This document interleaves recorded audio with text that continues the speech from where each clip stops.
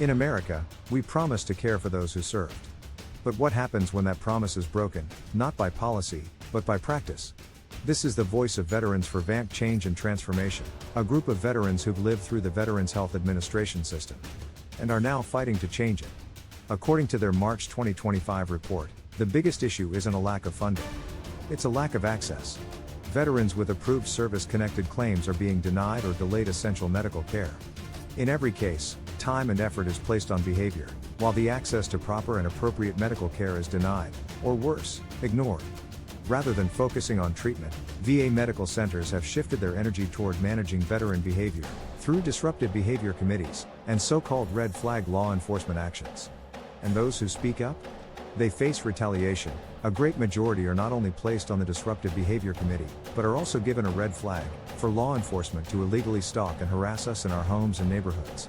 The Disruptive Behavior Committee, once meant to ensure safety, is now being weaponized, punishing veterans who demand accountability. Some even allege harassment by law enforcement at the request of VA leadership. Shockingly, the group claims that members of Congress are using social media to silence them, as evidenced by at least 2 female congresswomen who are actively using social media to silence any veterans advocating for transformation and accountability. In 2025, the group shifted its focus, not just to care, but to accountability. They're calling out the leadership, VISN directors, VANT chiefs, and even section heads. In February, they reported VA payroll cutbacks, targeting probationary employees. At the same time, they flagged questionable federal credit card usage by VANT decision makers, including individuals with criminal convictions. The DOJ has begun examining the use of federal credit cards by employees, and yes, some of these cards are in the hands of convicted felons with decision-making power. And what about rumors of healthcare benefit cuts? According to the group, it's a distraction. This is a manufactured hysteria, managed entirely by VISN leadership nationwide. It's a complete lie. So what do they want?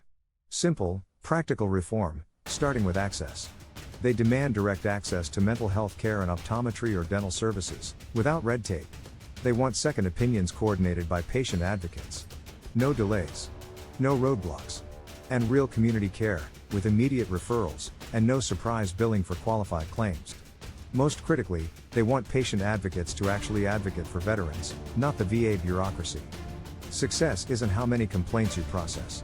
It's how many you prevent from ever needing escalation. And if a veteran ends up on the Disruptive Behavior Committee, they deserve support, communication, and fair representation, not silenced.